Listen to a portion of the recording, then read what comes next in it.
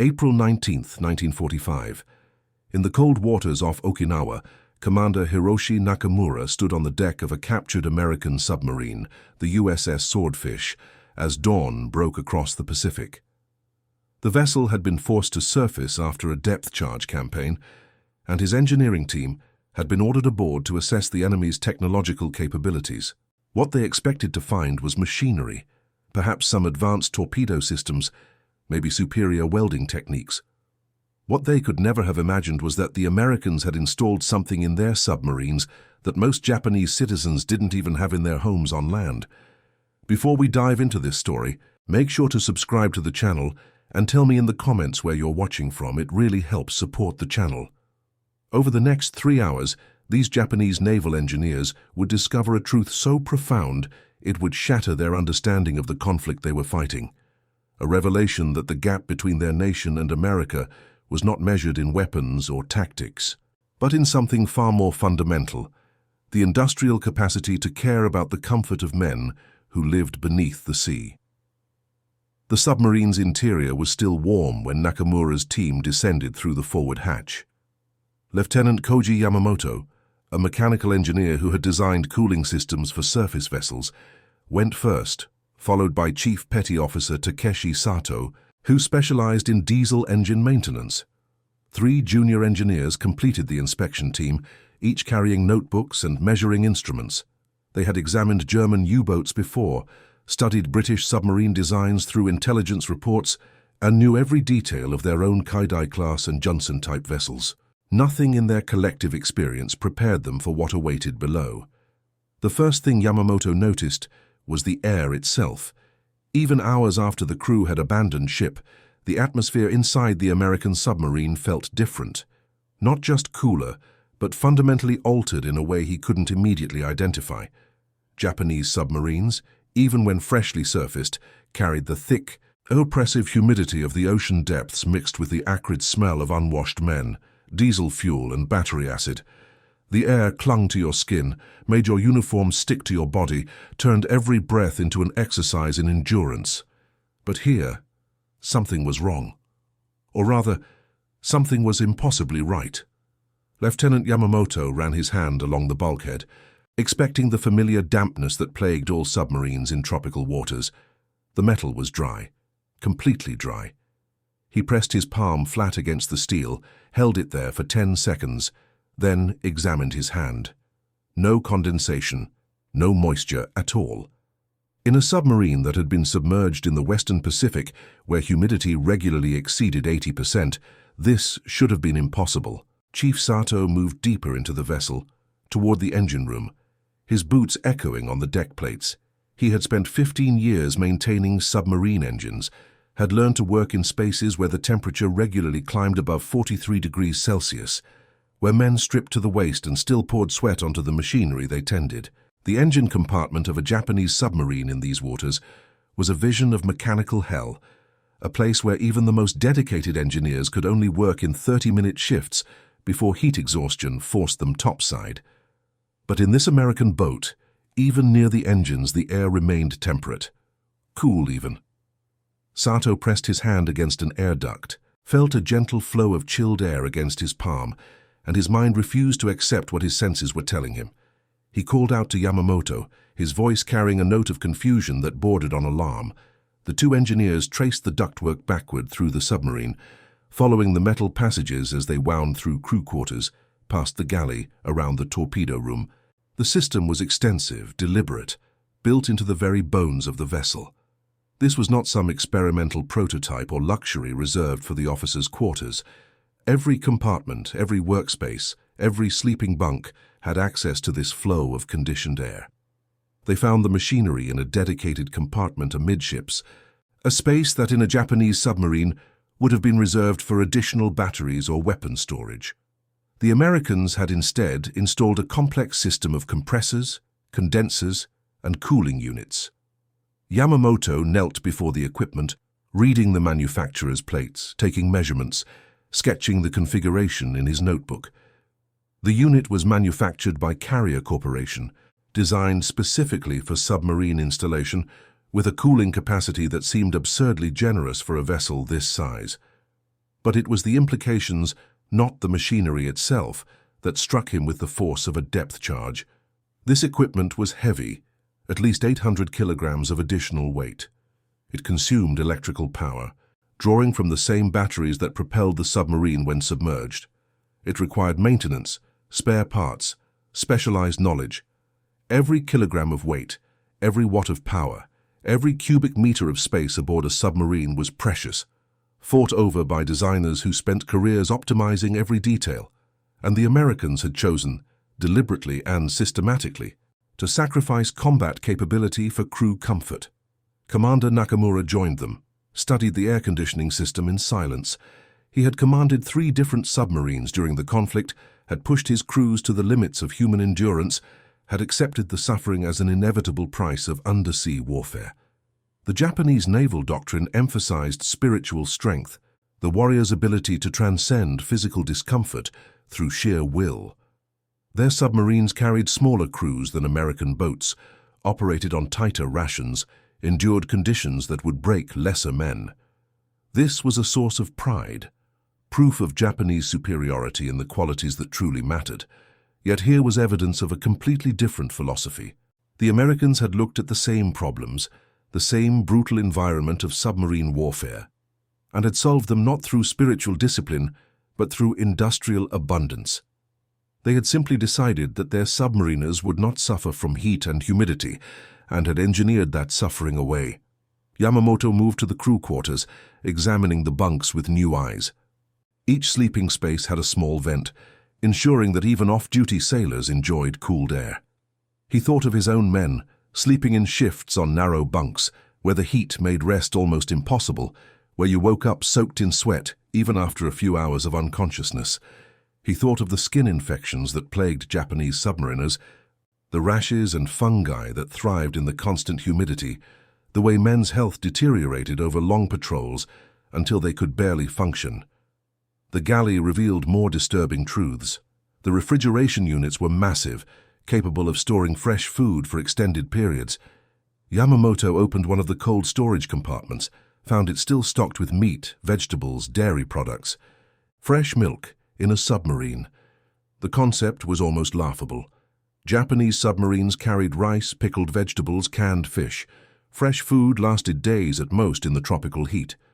Crews expected their rations to deteriorate, accepted the inevitable descent into nutritional deficiency as patrol weeks stretched into months. But these Americans had simply refused to accept it. They had installed enough refrigeration capacity to keep their crews fed like men on shore leave. The electrical demand must have been enormous, yet the designers had somehow found the power, the space, the weight allowance to make it work. Chief Sato discovered the shower facilities, and his hand trembled as he turned on the tap. Fresh water flowed freely, and there were multiple shower heads, suggesting that American submariners could bathe regularly, even during extended patrols. On Japanese boats, water was so precious that crews might go weeks between washings, their bodies encrusted with salt and grime, their uniforms stiff with dried sweat. Here was luxury that seemed to mock the very concept of submarine warfare as an exercise in privation. The engineering team spent 6 hours cataloging everything they found. The ventilation system that exchanged air throughout the boat, the dehumidifiers that kept moisture below 50% even in tropical waters, the insulation that prevented condensation on cold surfaces, the ergonomic design of workstations that allowed men to operate machinery without contorting their bodies, the lighting that was bright enough to read by, rather than the dim emergency lighting that characterized Japanese submarines. Every discovery added another piece to a picture that Nakamura found increasingly difficult to accept. This was not just a technological gap. This was evidence of a fundamental difference in how the two nations approached the conflict. Japan was asking everything of its men, demanding that they transcend human limitations through spiritual strength. America was using its industrial might to reshape the environment, to eliminate the suffering rather than demanding that men endure it. Lieutenant Yamamoto found the maintenance logs in the engineering office, began reading through them with growing disbelief. The air conditioning system had required regular service, replacement parts, constant attention from trained technicians, but the logs showed no complaints, no suggestions that the system be removed to save weight or power. It was simply accepted as standard equipment, as essential to the submarine's operation as the engines or torpedo tubes. He calculated the electrical consumption, the weight penalty, the complexity added to an already complicated vessel. In Japanese design philosophy, every one of these factors would have been an argument against installation. The spiritual strength of the crew was supposed to compensate for physical hardship. But the Americans had made a different calculation. They had decided that a comfortable crew was a more effective crew, that men who slept well, ate well, and worked in tolerable conditions would fight better than men who were constantly weakened by heat, humidity, and poor nutrition. The truly devastating realization came when Yamamoto examined the submarine's service record. The USS Swordfish had completed 11 combat patrols, remaining at sea for 60 to 70 days at a time. Her crew had maintained peak efficiency throughout these extended missions, their performance logs showing consistent effectiveness even in the final weeks of patrol. Japanese submarines, by contrast, showed marked deterioration in crew performance after 30 days, with men becoming listless, sick, and increasingly ineffective as the physical toll accumulated. Commander Nakamura assembled his team in the control room. As afternoon light filtered through the conning tower hatch, the 5 men stood in silence, each processing what they had discovered. These were experienced engineers, veterans of years of submarine service, men who understood the technical challenges of undersea warfare as well as anyone in the Japanese Navy, and every one of them was struggling with the implications of what they had seen. Yamamoto spoke first, his voice carefully neutral. The air conditioning system, he reported, was not experimental or unusual. Based on the manufacturer's plates and design standardization, it appeared to be installed in all American fleet submarines. This was not a luxury for a few elite boats. This was standard equipment, as common as periscopes or radio masts. Sato added his observations about the refrigeration and food storage. The capacity suggested that American crews ate fresh food throughout their patrols, maintained nutritional standards comparable to shore duty. The implications for crew health, morale, and sustained combat effectiveness were obvious. One of the junior engineers, Ensign Kenji Tanaka, who had remained quiet throughout the inspection, finally spoke. He had been calculating power consumption, trying to understand how the Americans managed to operate all these comfort systems while maintaining combat capabilities. His conclusion was simple but profound. The American electrical systems were so much more powerful, their battery capacity so much greater, that they could afford to spend electricity on crew comfort without compromising combat performance. This was the heart of it, Nakamura realized. The air conditioning was not a clever innovation or a stroke of engineering genius. It was a symptom of overwhelming industrial capacity. The Americans could build submarines with such generous power margins that they had electricity to spare for comfort systems. They could allocate weight and space to crew welfare because their overall designs were so robust that these allowances didn't compromise combat effectiveness. The Japanese Navy was fighting with every gram of efficiency, squeezing maximum performance from minimum resources, demanding that crews compensate for material limitations through superior spirit and discipline. The Americans were building submarines so capable, so over-engineered, that they had surplus capacity to spend on making their sailors comfortable. Yamamoto opened his notebook, began writing his report. But how could he explain this to commanders who believed that hardship built character, that suffering purified the warrior spirit? How could he make them understand that the Americans had achieved something more devastating than superior weapons? They had created an environment where their submariners could function at peak effectiveness for twice as long as Japanese crews, not through superior discipline, but through superior comfort. The team returned to the air conditioning equipment, began taking detailed measurements and photographs for their report. As they worked, Sato made an observation that silenced everyone. The air conditioning unit showed signs of routine maintenance, but no major repairs. It had been operating reliably, patrol after patrol, without breaking down. Japanese submarine equipment, pushed to its limits and beyond, constantly required repairs, improvised fixes, desperate measures to keep systems functioning. The Americans had engineered their comfort systems to be as reliable as their combat systems. because they had the resources and expertise to make everything work. Commander Nakamura climbed to the conning tower as the sun began setting over the Pacific, stood looking out at the horizon where American aircraft carriers operated with impunity. He had spent the conflict believing that Japanese technological ingenuity and warrior spirit could overcome American material advantages. But this submarine had revealed a different truth. The Americans were not just outproducing Japan in terms of quantity. They were building to a completely different standard of quality, incorporating systems and capabilities that Japanese designers would consider impossible luxuries. He thought about his own crews, men who endured month after month in conditions that bordered on torture, who emerged from patrols gaunt, sick, their bodies covered in heat rashes and fungal infections, their spirits maintained only through brutal discipline and belief in their cause. And he thought about American crews, sleeping in cool, dry quarters, eating fresh food, working in environments where they could focus on their missions rather than on simply surviving. The strategic implications were overwhelming. Her comfortable crew was a crew that could think clearly, make better decisions, maintain equipment more effectively. A well-fed crew was a crew that stayed healthy, avoided the diseases that devastated Japanese submariners. A crew that could shower regularly was a crew with better morale, lower infection rates, higher cohesion. Every American advantage in submarine warfare, from better torpedoes to more effective tactics, was built on this foundation of industrial abundance that could afford to keep men comfortable while they fought. Lieutenant Yamamoto joined him in the conning tower, carrying his completed technical drawings. The two officers stood together in the fading light, and Yamamoto spoke quietly, voicing what both were thinking.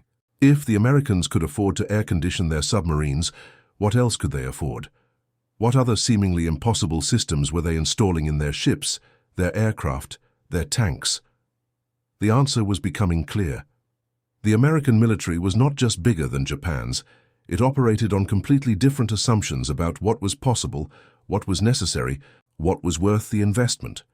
They had looked at submarine warfare and had decided their men deserved to fight in comfort, and they had the industrial capacity to make that decision a reality.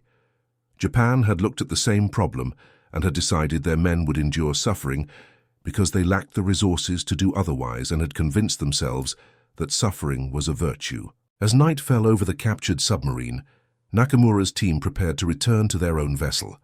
They would write their reports, submit their technical drawings, and try to explain to commanders who had never seen an American submarine what they had discovered. But Nakamura already knew how the report would be received. The High Command would note the technical details, might even try to copy some of the systems, but would fundamentally misunderstand what they meant. Because the air conditioning was not just a machine, it was evidence of a nation that could afford to care about the comfort of men in metal tubes beneath the ocean. It was proof of industrial capacity so vast that it could be spent on making warfare more bearable.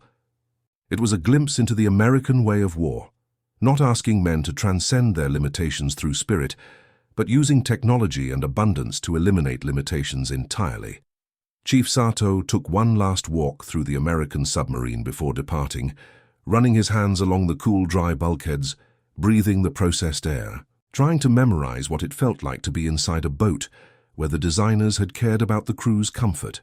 He thought about the American sailors who had lived here, men who had probably complained about the food or the cramped quarters, having no idea how luxurious their conditions were compared to their enemies. Men who took for granted that their submarine would be climate-controlled, that they would eat fresh food, that they would have enough electricity for all their needs and more. The Japanese engineering team climbed back aboard their transport vessel, carrying notebooks full of technical specifications and minds full of unsettling revelations. Their own submarine was waiting, a Kaidai-class boat that represented the pinnacle of Japanese design. As they descended into its humid, stifling interior, the contrast hit them like a physical force. This was what submarine warfare meant to Japan: endurance, suffering, the triumph of spirit over matter. What they had just left behind was something else entirely. The triumph of abundance over scarcity, of engineering over endurance, of industrial capacity over warrior spirit. Lieutenant Yamamoto would spend the next 3 weeks writing his technical report, trying to find language that could convey not just what they had seen, but what it meant. The air conditioning system itself was straightforward enough to describe, but how could he explain the philosophy it represented? How could he make readers understand that they were not just facing an enemy with more ships and planes, but an enemy that fought according to completely different principles? His report, when completed, was detailed and technically precise. It included diagrams of the air conditioning system, calculations of power consumption, estimates of weight and space allocation. It documented the refrigeration systems, the water purification equipment, the ergonomic design features, and it concluded with a paragraph that his superiors would read but not truly comprehend. The American submarine fleet operated with capabilities that Japanese designers considered impossible luxuries, suggesting that the industrial disparity was far greater than current estimates acknowledged. The report was filed, studied, and ultimately set aside. Japanese submarine design continued along its established path, emphasizing spiritual strength and material efficiency, asking crews to endure what the Americans had engineered away. The philosophy could not change because the industrial capacity did not exist to support a different approach. Japan had to believe that suffering made better warriors because it could not afford to prevent the suffering. Commander Nakamura returned to submarine duty, commanding boats where the temperature in the engine room regularly exceeded 43 degrees, where crews rationed water so strictly that men went weeks without bathing, where the humidity was so oppressive that mold grew on everything, including the food. He pushed his men to endure, praised their spiritual strength, and tried not to think about the American submarines, where crews worked in climate-controlled comfort, eating fresh food, sleeping in dry bunks. But the knowledge stayed with him, surfacing in quiet moments when he watched his crew struggling with heat exhaustion, when he saw men emerging from patrol so weakened by poor nutrition and constant stress that they could barely walk. The Americans were fighting the same war in the same ocean, but they had transformed the battlefield through industrial abundance, creating an environment where their men could function at peak effectiveness while Japanese crews were being ground down by the simple act of survival. The air conditioning in American submarines became a kind of secret knowledge among Japanese naval engineers, discussed quietly among those who had seen it firsthand, dismissed by those who had not. It was too perfect an example of the gap between the two nations, too clear an illustration of what industrial supremacy actually meant. It was easier to focus on tactics and strategy, on warrior spirit and tactical innovation, than to confront the reality that the Americans could afford to air-condition submarines, while Japanese submariners could barely afford fresh water. Years after the conflict ended, Yamamoto would encounter an American submarine officer at a technical conference. The conversation eventually turned to wartime experiences, and Yamamoto mentioned his inspection of the captured submarine, his discovery of the air conditioning system. The American officer seemed puzzled by the significance Yamamoto attached to it. Of course, submarines had air conditioning, he said. How else could crews function effectively during extended patrols in tropical waters? The assumption of comfort was so fundamental to American naval design that it required no justification, no explanation. It was simply the baseline from which all other considerations began. This, more than any technical detail, was what Yamamoto had struggled to convey in his report. The Americans and Japanese were not just fighting with different resources. They were fighting with different assumptions about what was necessary, what was possible, what men deserved. Japan assumed scarcity and designed for endurance. America assumed abundance and designed for comfort. And the outcome of the conflict reflected these fundamental differences more than any single battle or campaign. The captured submarine was eventually taken to Japan for detailed study. Japanese engineers examined every system, catalogued every feature, tried to extract lessons that could be applied to their own designs. But the air conditioning system remained an outlier, a luxury that Japanese industrial capacity could not support, even if designers had wanted to include it. The gap between what was desirable and what was achievable was simply too wide. Some efforts were made to improve ventilation in Japanese submarines, to reduce humidity through better sealing and drainage, But these incremental improvements could not bridge the fundamental divide. American submarines would continue to operate with full climate control, generous electrical capacity, abundant refrigeration, and all the other systems that kept crews comfortable and effective. Japanese submarines would continue to ask their crews to endure conditions that weakened them physically and mentally, relying on discipline and spirit to compensate for material privation. The engineering team that inspected the USS Swordfish would remember that day for the rest of their lives, not because of any specific technical detail, but because of the moment of clarity it provided. They had been fighting a conflict, believing that Japanese technical skill and warrior spirit could overcome American material advantages. The air conditioning system revealed that they had fundamentally misunderstood the nature of those advantages. This was not just about having more ships or more planes.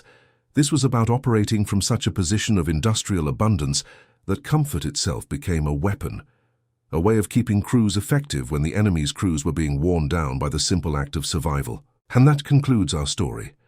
If you made it this far, please share your thoughts in the comments. What part of this historical account surprised you most? Don't forget to subscribe for more untold stories from World War II and check out the video on screen for another incredible tale from history. Until next time.